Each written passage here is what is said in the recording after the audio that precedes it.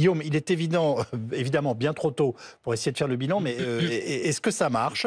Est-ce qu'il est clair que le trafic continue, en fait, dès que la police s'en va? Alors, votre deuxième question, la réponse est oui, le trafic reprend. Maintenant, est-ce que ça veut dire qu'il ne faut pas avoir d'opération de ce type? Absolument. Ma réponse est non. Il faut en avoir, ne serait-ce que parce que cela gêne. Alors, Oui. c'est une gêne qui est une gêne temporaire, mais c'est une gêne tout de même. Donc, il faut l'assumer en tant que tel? Et tout à fait, et elle est assumée en tant que telle. Personne ne s'est prévalu au ministère de l'Intérieur du fait que cette opération allait résoudre le problème qui est un problème d'un demi-siècle, hein, tout de même. Ça date depuis 74. Le problème du trafic de stupéfiants. Non, mais on avait quand même cru à comprendre Marseille. que ça allait stopper le trafic pendant un certain temps. Ça le dérange, et c'est une façon d'adresser un message aux trafiquants qui est: vous ne bénéficierez pas en aucune façon d'une tranquillité d'esprit.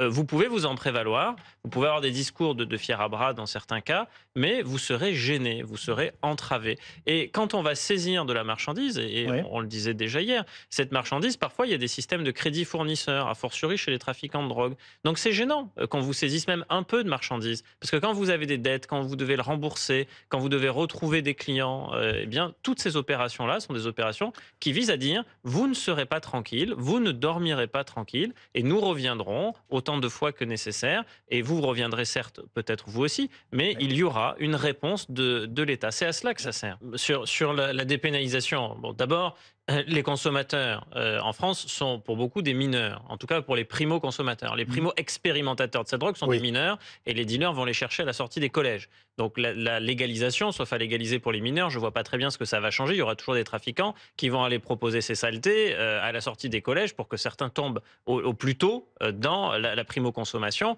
et ensuite soient des consommateurs réguliers. Ensuite, il y a la question effectivement du Mais taux de... pardonnez-moi, vous pensez que tous ces pays qui ont libéralisé en partie ne prennent pas soin de leurs enfants? Mais en tout cas, n'ont pas réduit pour certains la consommation, ça n'est pas vrai. Et même on peut même prendre le cas des États-Unis, où il y a des variations très importantes d'un État à l'autre. C'est Les juste. résultats au Colorado ne sont pas les mêmes qu'en Non. Californie. Au Colorado, vous avez des affiches en 4x3 qui vous incitent à consommer du cannabis. Je ne crois pas qu'une société qui vise au progrès économique et social de ses habitants doit promouvoir la consommation de stupéfiants. La question du THC est aussi très importante. On va légaliser. Oui. Quel va être le taux de THC, donc de la substance active autorisée? Si le taux est faible, des trafiquants vont immédiatement s'emparer de produits avec des taux plus élevés. Et puis de toute façon, sur un point de deal, on ne vend pas que du cannabis. C'est une vue de l'esprit. On a vu les images là, issues des applications mobiles Telegram. On vous vend toutes les substances. Donc de toute façon, penser que certains vont basculer de l'économie légale vers l'économie légale, c'est absurde. Je vois pas un dealer demain ouvrir une petite échoppe,